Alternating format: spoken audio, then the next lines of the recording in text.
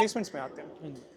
Placements के साथ भी अगेन वही क्रिटिसिज्म जुड़ा हुआ है टियर 2 टियर 3 कॉलेजेस के अराउंड में कि आप कोई भी स्पेशलाइजेशन ले लो, जॉब्स आपको सेल्स में ही मिलेंगी। और मैं जो देख रहा हूँ अलग अलग कॉलेजेस का जो मैंने डेटा एनालाइज किया, और मैं चाहूँगा कि स्टूडेंट्स भी जिस भी कॉलेज को आप कंसिडर कर रहे हो एक बार को देखो कि जो कंपनीज आ रही हैं, प्रोफाइल मांगो आप प्लेसमेंट्स के लिए कि किस तरीके की प्रोफाइल्स मिल रही हैं।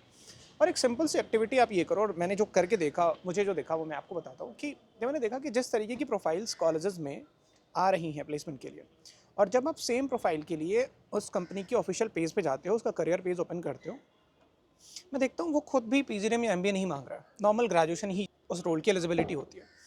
तो मेरी जो अंडरस्टैंडिंग बनी खास करके टियर 2 टियर 3 कॉलेजेस के अराउंड में, वो ये है कि रोल्स जो आ रहे हैं कॉलेजेस में, एक तो ये कि वो एमबीए स्पेसिफिक या पीजीडीएम स्पेसिफिक रोल्स नहीं हैं। तो आपके यहाँ क्या हाल है? क्योंकि फिर मैं क्यों इन्वेस्ट कर रहा हूँ अपना टाइम, प्लस 2 साल फी मैंने पे किया, अपॉर्चुनिटी कॉस्ट इन्वॉल्व है। अगर मुझे अल्टीमेटली वही जॉब करनी है जो मुझे ग्रेजुएशन के बाद ही स्ट्रेट अवे मिल जा रही है, जो मुझे एमबीए के बाद मिल रही है कॉलेज से, तो फिर मैंने अपना 2 साल अपॉर्चुनिटी कॉस्ट भी मेरा लगा हुआ है। तो आपके यहाँ क्या हाल है? मतलब क्या हम कह सकते हैं कि पीजीडीएम स्पेसिफिक रोल्स मिल रहे हैं या एमबीए स्पेसिफिक रोल्स मिल रहे हैं स्टूडेंट्स को? सी एग्जैक्टली आपका बहुत अच्छा पॉइंट था ये। सो आप जैसे आप कह रहे हो कि ग्रेजुएशन के बाद भी सेम रोल्स और वो कंपनी जो ओपन करती है, the main difference comes is जो हर एक स्टूडेंट का एक अल्टीमेट गोल होता है कि उसको पैकेज कितना मिला है। तो Okay. वहाँ पर वो डिफरेंस क्रिएट करता है। अगर आप यूजी से आ रहे हो तो मे बी आपका पैकेज अराउंड स्टार्टिंग 6 lakhs होगा, 5 lakhs होगा, बट आप डायरेक्टली एक पीजीडीएम और एमबीए के पास जाओगे तो आपका वो पैकेज डायरेक्टली शूट अप हो जाएगा अराउंड 8.5 9 lakhs के सारे अराउंड। कॉलेजेस में नहीं है ऐसा। मतलब मैं जो देख रहा हूँ वो एमबीए करने के बाद भी अगर आप रियल प्लेसमेंट उनका निकाल के देखते हो ना, तो 4.5 से लेके 5 6 के अराउंड सी अराउंड में ही रह रहा है। दिस इज आपके यहाँ वेयर का क्या हाल है? हमारा यहाँ पर ये प्लस पॉइंट है कि हमारे यहाँ पर एक ब्रैकेट है। ओके। अराउंड 6 lakhs से नीचे हम किसी कंपनी को एलिजिबल नहीं करते हमारे कैंपस में आने के लिए। 6 lakhs से अगर कोई नीचे कंपनी होगी, बिकॉज वी ऑल्सो नो कि एक पर्सन है, एक स्टूडेंट है, उसने 12 lakhs 11 lakhs यहाँ पर इन्वेस्ट किए हुए राइट। हैं। तो उसको एक वो आरओआई जो मेन पर्सपेक्टिव है जिससे वो अपना इतना इन्वेस्ट करके अपने 2 साल लगा के यहाँ पर आया है, तो उसको वो एक वैल्यू मिलनी चाहिए राइट। वो चीज़ की। तो इसलिए हम 6 lakhs का एक ब्रैकेट रखते हैं, उससे नीचे तो कंपनीज यहाँ पर आती नहीं है। ओके। और 6 lakhs से ऊपर जो कंपनीज हैं उस पर भी डिपेंड करता है। लाइक उसकी जो जॉब बाइफिकेशन होती है वो इस तरह से होती है कि जैसे आपने बोला कि सेल्स की जॉब आ रही है, वो उधर भी जा रही है। सेल्स में भी डिफरेंट बाइफिकेशन हो जाती है। यहाँ पर आपको बीडी मैनेजर की ऑप्शंस मिलेगी सेल्स में, वहाँ पर आपको सिर्फ एक बीडी एम्प्लॉय की ऑप्शंस मिलेगी सेल्स में। तो वो बाइफिकेशन हो जाती है, तो ग्रोथ बहुत इमेंस हो जाता है। लाइक 1 year मैंने अपने सीनियर्स को देखा है यहाँ पर, like they have started as a BD sales manager and now they are like VP sales and all with in 1 year of time. So the growth is immense. Okay. तो मैं वही, अब अगला सवाल मेरा वही होने वाला था। करियर ट्रेजेक्ट्री आप जरूर देखा करो किसी भी कैंपस का। जब आप प्लेसमेंट देखते हो तो प्लेसमेंट को आप स्टैंड अलोन मत देखो केवल, आप ये भी देखो कि जिन लोगों का प्लेसमेंट हुआ था अब उनकी करियर ट्रेजेक्ट्री कैसी रही है। पिछले 4 5 सालों का करियर ट्रेजेक्ट्री आप उठा के देखते हो तो आपको समझ में आता है कि ग्रोथ किस तरीके से। फिर उससे ये भी समझ में आता है कि कैंपस ने जो फाउंडेशन ले किया था, क्योंकि अल्टीमेटली पहला प्लेसमेंट हो जाना बहुत बड़ी बात नहीं है, आप उस पर ग्रो कैसे करते हो, उस पर बिल्डअप कैसे करते हो, वो भी बहुत इंपॉर्टेंट हो जाता है।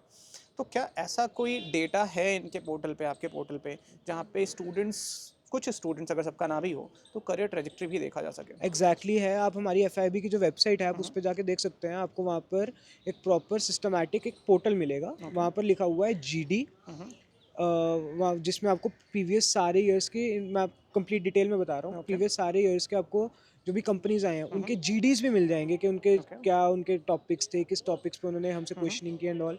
इंटरव्यू क्वेश्चंस मिल जाएंगे प्रीवियस सारे ईयर्स की जो जो कंपनीज आई हैं। उसके बाद जाके आपको प्रॉपर प्रीवियस ईयर रिपोर्ट्स मिल जाएंगी।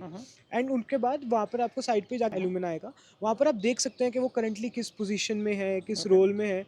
एंड इस कॉलेज का सबसे बड़ा प्लस पॉइंट मुझे ये लगता है कि if you are not part of this college, I will suppose मैं अपनी एग्जांपल लेता हूँ, मैंने आज इस कॉलेज से कोई प्लेसमेंट ली for sake like 2 3 years or 4 years after I am graduating from this college, मेरे को कंपनी मैंने छोड़ दिया, मेरे को कुछ दिक्कत आ रही है प्लेसमेंट लेने में, देन आपका जो एलुमिनाई सेल है इस कॉलेज का, that is still active with you.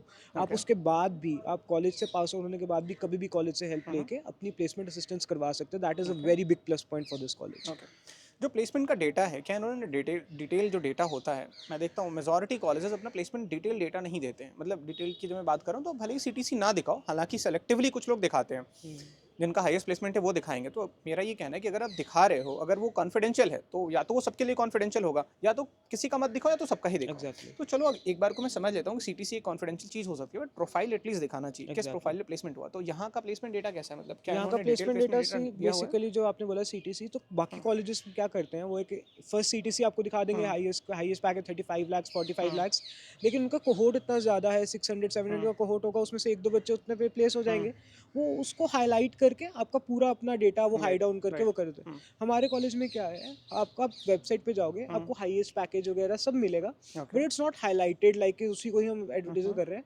आप रिपोर्ट क्लिक करोगे आपको सिंगल एक कंपनी का डेटा मिलेगा कि इस कंपनी में कितने एप्लीकेशंस हुए, इस कंपनी में कितने फर्स्ट राउंड में शॉर्टलिस्ट हुए, कितने सेकंड राउंड तक गए, हर एक कंपनी का और हर एक ईयर का ऐसे डिफरेंट डेटा आपको प्रॉपर डिटेल्ड वे में मिलेगा। ठीक है, विद प्रोफाइल मिल विद जाएगा। प्रोफाइल मिलेगा, फाइनल प्लेसमेंट जो डेटा होता है उसमें एक स्टूडेंट जो प्लेस हुआ उसको क्या प्रोफाइल मिला, ये सब एग्जैक्टली information सब मिल कुछ जाएगी। मिलेगा। ओके, मैं फॉर recommend सम करूँगा, आप देख रीजंस लो एक हम बार। वो क्या कहते हैं, जो स्टूडेंट्स हैं उनका नेम कभी कभी हम हाइड कर देते हैं for some confidential reasons, but number of persons और उनकी प्रोफाइल किस प्रोफाइल में वो आए थे वो आपको हमेशा अवेलेबल मिलता है। ओके, तो अगर मीडियन प्लेसमेंट की बात करें तो मीडियन क्या रहा होगा? Median for the last year I would say it was around, जो भी चल रहा है कोहोर्ट हमारा मेरे सीनियर्स का, इट्स गोइंग अराउंड 8.5। और उससे पहले वाले बैच का जो फाइनल उससे कंक्लूड हो चुका है? उससे पहले वाले बैच का वाज आल्सो 7-8 अराउंड। ओके, 7-8 के अराउंड में रह रहा है। Median and I guess investment total कितना जाता है? 13 के अराउंड में इस बार शायद फी बढ़ाई है इन्होंने। नहीं, फॉर द हमारे बैच के लिए इट वाज अराउंड 11.55। देखो, रिव्यू वीडियोस की, ऑन कैमरा रिव्यू वीडियोस की अपनी एक लिमिटेशन होती है, जो कि ऑब्वियस सी बात है, अच्छी चीज़ें तो कैमरे पे आ जाती हैं, बट जो नेगेटिव चीज़ें हैं हर कॉलेज का स्टूडेंट बताने से बचता है ऑन कैमरा, उसके अपने रेपरकशंस होते हैं। इस वजह से हम स्टूडियोज़ में ना बैठ के ग्राउंड पे जाते हैं, अलग अलग कॉलेजेस विजिट करते हैं, वहाँ ऑफ कैमरा भी स्टूडेंट से बात करते हैं। तो सही तरीका ये है कि जो भी डेटा आप या जो भी इन्फॉर्मेशन आप लो ऑन कैमरा रिव्यू वीडियोस से, उसको एक बार वैलिडेट कर लो डेटा से, हमें रीच आउट कर सकते हो। जो ऑफ कैमरा इनसाइट्स मिलते हैं हम कोशिश करते हैं वो आपको शेयर कर पाए। लास्ट ईयर भी बहुत सारे स्टूडेंट्स ने रीच आउट किया था, उनकी हेल्प की थी हमने एक इन्फॉर्म डिसीजन लेने में, चूँकि आपकी लाइफ का एक बहुत इंपॉर्टेंट डिसीजन होने वाला है।